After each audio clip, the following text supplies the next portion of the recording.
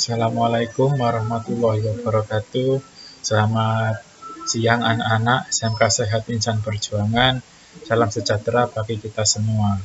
Apa kabar kalian hari ini? Saya harap kalian hari ini dalam keadaan baik dan dalam keadaan sehat.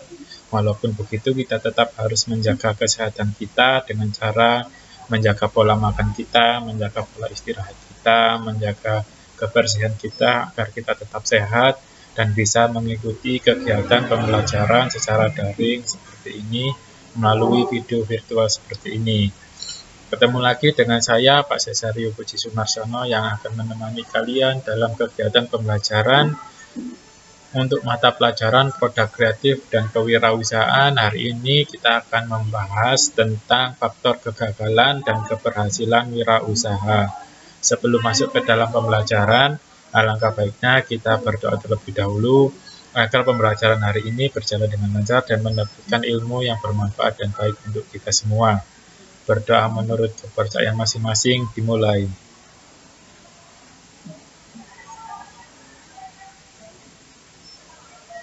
Selesai. Oke, terima kasih. Untuk materi hari ini tentang faktor kegagalan dan keberhasilan wirausaha, ini masih dalam satu bab dengan bab kemarin tentang sikap kewirausahaan, tentang kewirausahaan. Jadi masih dalam satu bab, ini bagian selanjutnya yaitu tentang faktor keberhasilan dan kegagalan seorang wirausaha. Jadi seorang wirausaha saat menjalankan usahanya pasti ada dua kemungkinan. Kalau tidak berhasil ya gagal. Jadi apa sih faktor-faktor kegagalannya? Apa sih faktor-faktor keberhasilannya? Itu yang harus kita ketahui untuk mempersiapkan kita untuk berwirausaha, membuat usaha. Apa yang menjadi kegagalan itu kita harus hindari. Apa yang menjadi faktor keberhasilan itu yang kita utuni, kita pelajari, kita lakukan. Jadi yang pertama, penyebab keberhasilan seorang wirausaha ditentukan beberapa faktor. Di sini ada 4 faktor. Di sini saya merangkum, sebenarnya banyak sekali faktor-faktornya. Di sini saya merangkum menjadi 4 yang berpotensi besar sebagai keberhasilan seorang wirausaha. Yang pertama, kemampuan dan kemauan. Itu yang pertama. Orang yang memiliki kemampuan tapi tidak punya kemauan akan menyebabkan kegagalan. Jadi di sini harus punya dua-duanya, ada kemampuan dan kemauan. Kalau memiliki kemampuan, skill, pengalaman dan lain-lain, tapi kalau tidak ada kemauan untuk melaksanakannya, ya percuma, gagal juga. Bisa jadi tidak terlaksana karena tidak memiliki kemauan dan tidak ada action atau tidak ada tindakan. Jadi hanya ilmu saja yang dipendam pada dirinya. Harus memiliki dua-duanya, kemampuan dan kemauan. Yang kedua, tekad kuat dan kerja keras. Orang yang memiliki tekad kuat tapi tidak suka bekerja keras akan menyebabkan kegagalan. Hampir sama dengan yang poin pertama, tapi ini beda sikap. Yang kedua ini tentang tekad, keinginan, kemauan, tujuan. Harus kuat, harus konsisten, dan harus bekerja keras. Memiliki keinginan tapi bekerjanya biasa-biasa saja tanpa ada bekerja keras, etos kerja yang baik, itu akan juga percuma, akan menyebabkan kegagalan. Harus memiliki dua-duanya, tekad kuat dan harus disampingi dengan kerja keras. Yang ketiga, mengenal peluang yang ada dan berusaha meraih ketika ada kesempatan. Jadi peluang usaha itu pasti ada, tetapi tidak selalu ada kesempatan untuk merealisasikannya. Dimanapun kalian berada, apapun yang kalian lihat, itu bisa dijadikan sebuah peluang usaha. Tapi kapan bisa direalisasikan, itu ada kesempatannya, ada waktunya tersendiri. Tidak ujuk-ujuk kalian melihat sesuatu di mana kalian berada, ada sebuah peluang usaha, langsung kalian realisasikan. Salah. Itu ada kesempatannya, menunggu kesempatan tersebut, kemudian dipelajari, kemudian dinilai apakah sesuai dengan kemampuan atau tidak. Nah, itulah kesempatannya. Yang keempat, dapat menerima gagasan dan saran dari orang lain.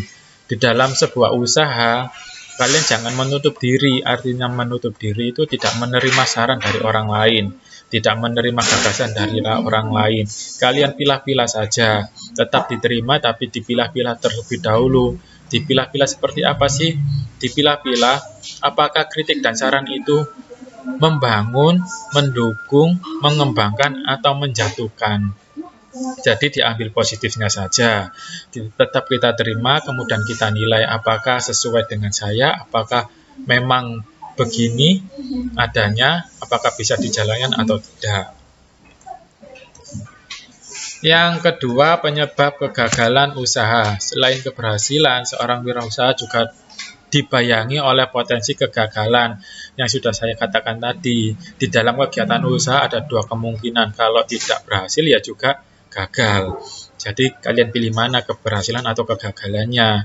Di sini kalau kegagalan, penyebab kegagalan yang pertama, tidak kompeten dalam manajerial. Apa sih manajerial? Manajemen. Manajerial itu manajemen bagian-bagian yang ada di dalam perusahaan. Di dalam usaha pasti ada bagian-bagiannya, bagian keuangan, bagian produksi, bagian pemasaran, dan lain-lain. Itu harus bisa dikuasai, bisa mengelola. Di bagian keuangan harus begini, begini, begini. Di bagian pemasaran harus begini, begini. Di bagian produksi harus begini, begini. Harus dipelajari semuanya, tidak boleh dikesampingkan salah satunya. Yang kedua, kurang pengalaman. Jadi sebelumnya kalian itu tidak memiliki pengalaman, entah pengalaman usaha, entah itu pengalaman dari orang lain, entah itu pengalaman dari keluarga. Jadi kurang ada pengalaman, kurang ada pengetahuan di dalam usaha tersebut. Jadi tidak tahu ini harus bagaimana, pemasarannya harus bagaimana, cara produksinya bagaimana, karena belum ada pengalaman. Yang ketiga, kurang dapat mengendalikan keuangan. Jadi keuangan di sini yang dimaksud adalah sudah yang saya katakan tadi, kan di dalam perusahaan ada beberapa bagian. Salah satunya di bagian keuangan. Apa yang dimaksud dengan keuangan? Di sini bagiannya adalah mengurusi keuangannya dari modal masuk. Kemudian ada pengeluaran untuk pembelian bahan baku, itu harus dicatat. Nanti ada uang masuk karena ada keuntungan, itu harus dicatat. Kemudian dihitung jadi satu, berapa pengeluarannya, berapa pemasukannya, itu labanya dapat berapa, kerugiannya dapat berapa. Itu harus dicatat setiap bulan sekali atau 1 minggu sekali.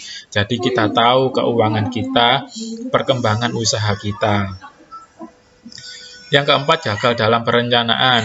Yang sudah saya katakan tadi, peluang usaha itu pasti ada, tapi kesempatan untuk melakukannya, merealisasikannya harus menunggu waktu.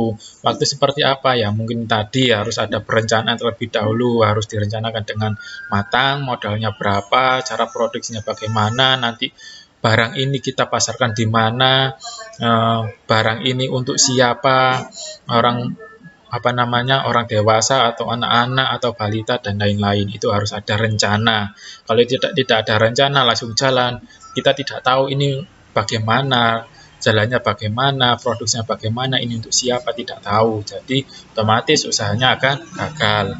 Yang kelima, lokasi kurang memadai. Jadi menentukan lokasi ini sangat penting. Lokasi sangat mendukung, di mana tempat ramainya, di mana sesuai dengan produk kalian. Kalau kalian menjual sesuatu, ini dijual di mana, siapa konsumen kalian. Jadi lokasi harus menentukan.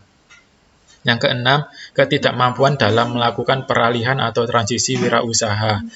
Transisi di sini dimaksud adalah perubahan tempat, perubahan situasi.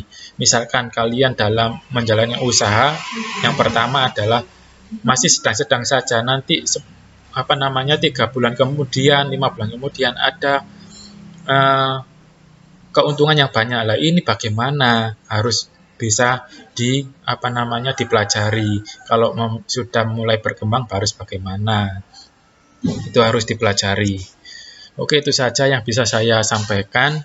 tentang materi PKK hari ini, tugas kalian membuat rangkuman materi